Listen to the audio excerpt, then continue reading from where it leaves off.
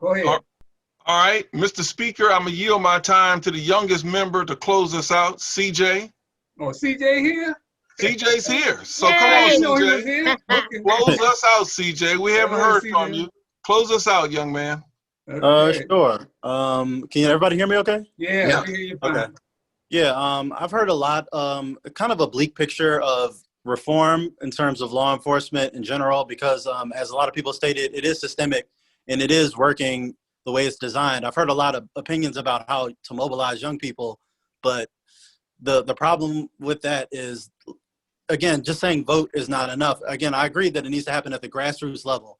Top down is not going to work. It needs to be bottom up.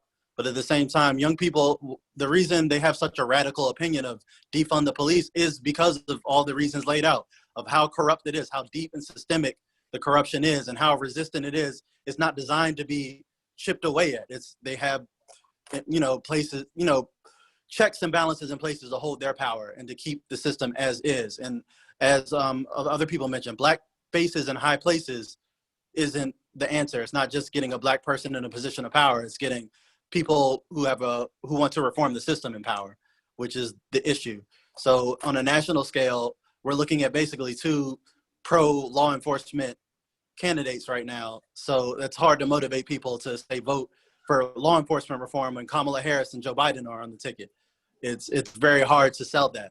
But so you have to target the local level.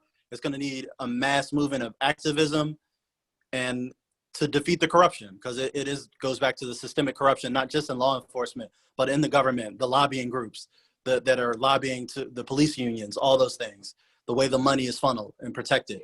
So I guess in closing, I would say it's just a bleak picture, but there is hope. There is a mobilization of young people that are involved there. We do care, but our opinions aren't always listened to.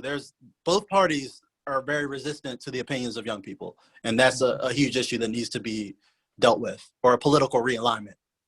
All right. All right. Hey, before we go, I'd just like to say Dwayne Bryant wasn't here today, but this is his book, The Stop. This is a great book for teachers, for classrooms, even for adults, man. This is a simple book to tell you how to survive a law enforcement stop, how to survive, how to walk away from it. And this book, goes for 4th grade through the 12th grade, but it's also for us adults, and it's so simple because a lot of us have been through this. We need to teach our children how to survive a law enforcement stop. Okay, Gary, thank you. All right, folks, we went over, apologize, but you know what? It's a topic that certainly is worthy of more discussion. We're going to have this edited and uploaded tomorrow on blackmeninamerica.com. We have a separate page called Speak the Truth. And so, Mr. Nat Alston, if you could just, I sent you a chat, but if you could just send me the information about that flyer or pamphlet that you're holding up, I'll make sure we get that in our editing. Thank you, everyone. Okay, yeah. Just Gary at blackmeninamerica.com, and we'll get that. I appreciate everyone's participation. We will see you next week for Speak the Truth. Mr. Bell, what do you always take us out on? Come on. Hey, every black face you see is not your brother or sister, and every white face is not your enemy. Have a great day. Stay safe, everyone. Stay safe, everybody. Mr. Johnson. Yes. I need to say something to you. Yes, ma'am. You got to be really proud of the impact you had on that young man, because he makes me blush. He is so bright. He is so bright. And yeah, I am so proud of you for what you've done to help that young man become the young man that he is. I tell you what, when he was 14 years old, he was looking for a summer job, and I told him, I said, I got a summer job for you.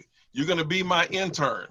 I'm going to take you to every meeting, and I was doing corporate training. I said, your job is to shake people's hands, look them in the eye, just be a student of the game, and listen and watch how things are done.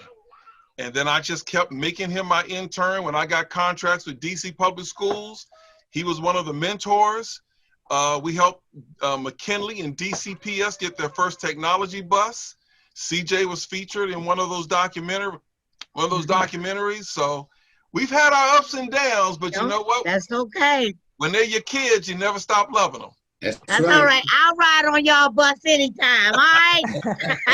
All right, everybody. Thank you, Nice Brother to meet Bill. everybody. everyone. Cousin Jackie. Thank you, Brother Bill. All right, thank you, Nat. Thank All you, right, Gary. Pop Bill. All right.